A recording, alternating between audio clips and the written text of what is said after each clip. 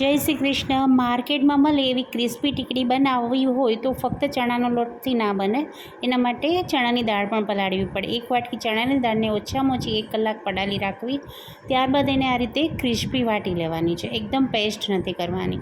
હવે એમાં બારીક સમારેલી એક મોટી ડુંગળી ઉમેરી છે, કોથમીર અને લીલા મરચાંની પેસ્ટ તમે જેવું તીખું ખાતા હોય એવી ઉમેરવાની છે। આપણે લાલ મરચું પણ ઉમેરીશું, સ્વાદ પ્રમાણે મીઠું, ચપટી હળદર, લાલ મરચું પાવડર, ચપટી એવો ખાવાનો સોડા અને 1 થી 1.5 ચમચી જેવો ચણાનો લોટ મેં ઉમેર્યો છે। હજુ જરૂર પડશે તો આગળ ઉમેરીશું।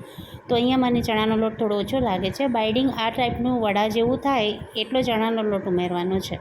હવે ગરમ તેલમાં આ રીતે થોડા મીડિયમ સાઇઝના વડા તળી લેવાના છે। કાચા પાકા તળવાના છે, એકદમ કડક નથી કરવાના। ફક્ત ઉપરનું પડ થોડું આવી રીતે થઈ જાય એટલે કાઢી લઈશું ને ત્યારબાદ થોડા ગરમ હોય ત્યારે જ વાટકીની મદદથી આ રીતે દબાવી અને ફ્લેટ કરી દેવાના છે, ચપટા કરી દેવાના છે। આ રીતે બધા જ વડા તમે બનાવીને રાખી શકો, મહેમાન આવે ત્યારે ગરમ ગરમ તળી અને પીરસી શકો। હવે જો અહીંયા દાળ બરાબર પલળી નહીં હોય ને તો વડા ચવડ થશે, ક્રિસ્પી નહીં થાય, એટલે ખાસ ધ્યાન રાખજો। દાળને ઓછામાં ઓછી 1 કલાક પલાળજો। અહીંયા ક્રિસ્પી વડા તૈયાર છે, તો ગરમ ગરમ ચટણી સાથે સર્વ કરો।